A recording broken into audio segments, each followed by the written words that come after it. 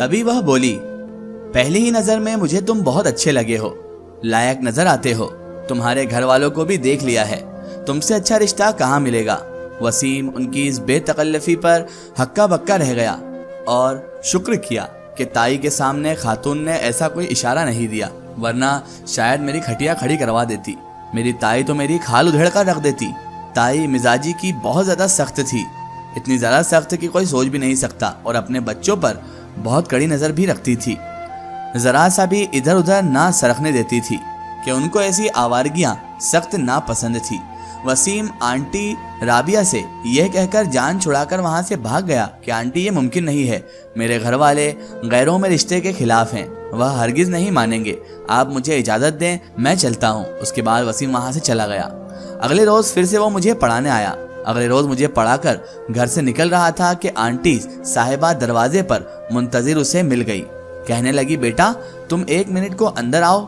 नहीं खाला, आप बताओ क्या बात है। खाला जो बात है यहाँ ही कह दें। हमारे मीटर का मेन स्विच ऑन कर दो, बहुत सख्त है, हमसे तो हिलाया भी नहीं जा रहा बेटा। स्विच बंद होने से तमाम खाना खराब हो जाएगा।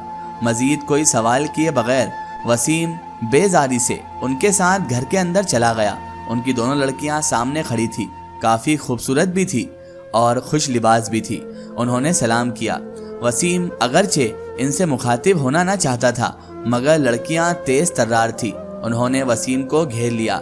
एक ने बातों में उलझाया, दूसरी भागकर चाय ले आई। अब ये चाय जहर मार कर पीनी थी उसे। मेरे कजिन के चेहरे पर पसीना आ गया।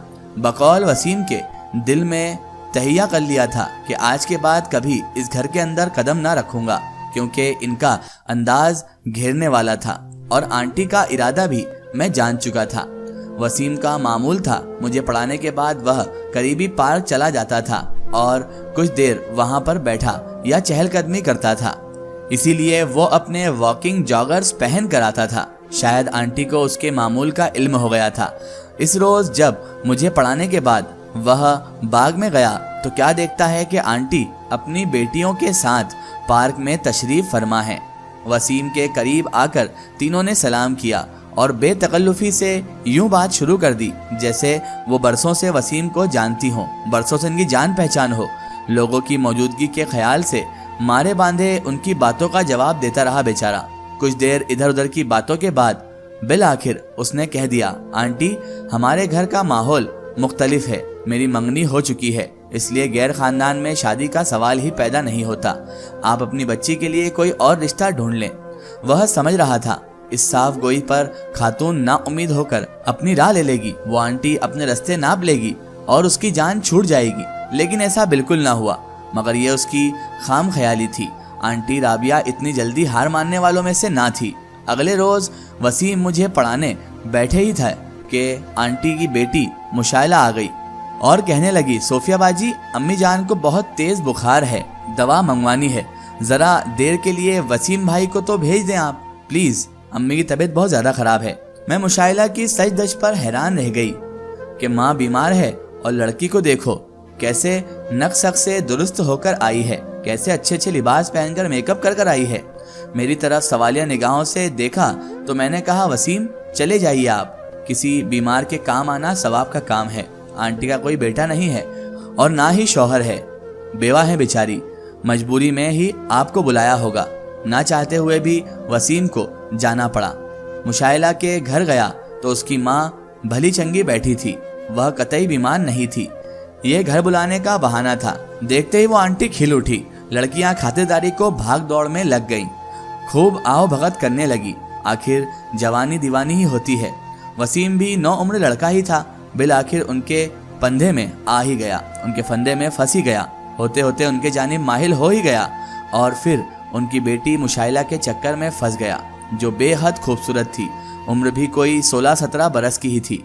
मेरे इम्तिहानात हो गए थे, स्कूल जाना भी मौकूफ हो गया था और मैं घर बैठ गई थी।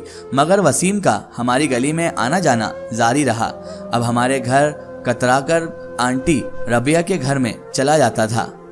अपनी मोटरसाइकिल दूसरी गली में दोस्त के गैराज में खड़ी करता और पैदल आता ताकि किसी को ज्यादा खबर ना हो सके। अब वह कॉलेज से भी गायब रहने लगा था, पढ़ाई से भी दिल उचाट हो गया था। ہمارے گھر سے تو بہت ہی کتراتا تھا۔ سب نے محسوس کر لیا تھا کہ دال میں کچھ نہ کچھ کالا ضرور ہے۔ کبھی کبھی گلی سے گزرتے ہوئے ابو یا بھائی دیکھ لیتے تو 2-4 منٹ کو آ جاتا، ورنہ بچ کر نکل جاتا۔ تائی نے محسوس کر لیا کہ اس لڑکے کی چال عام روش سے ہٹ چکی ہے، کچھ نہ کچھ بدلا بدلا سا لگ رہا ہے، مگر سبب معلوم نہ کر سکی۔ اب وہ اس کے تایا سے اکثر رقم بھی مانگا کرتا تھا، پیسے مانگا کرتا تھا۔ وہ پوچھتے، بیٹا اتنے پیسے کا کیا کرنا ہے؟ کبھی کوئی بہانہ کر دیتا اور کبھی کوئی ایسے بہانے کہ انسان دینے پر مجبور ہو جائے۔ کب تک چلتے بہانے اس کے؟ بمشکل BA کا امتحان دیا تو تایا نے کہا کہ بیکار وقت گزارنے سے بہتر ہے کوئی مصروفیت ہو جائے۔ وسیم بھی یہی چاہتا تھا۔ آدھا دن دکان پر ہوتا، 2 بجے گھر آ جاتا۔ اس کے بعد وہ آنٹی رابعہ کے گھر پہنچ جاتا۔ کئی بار رابعہ اور ان کی لڑکیوں کو بازار سے شاپنگ کروائی، دکان سے پیسے چرا کر ان کے مطالبات پورے کرتا، جس کا علم شروع میں کسی کو نہ ہو سکا۔ آنٹی رابعہ کے گھریلو حالات ٹھیک نہ تھے، انہوں نے مکان کا کرایہ بھی دینا ہوتا تھا، اسی لیے ان کو کسی بے وقوف کی تلاش تھی۔ سو عقل کا اندھا اور گھانٹ کا پوڑا وسیم ان کو مل گیا تھا۔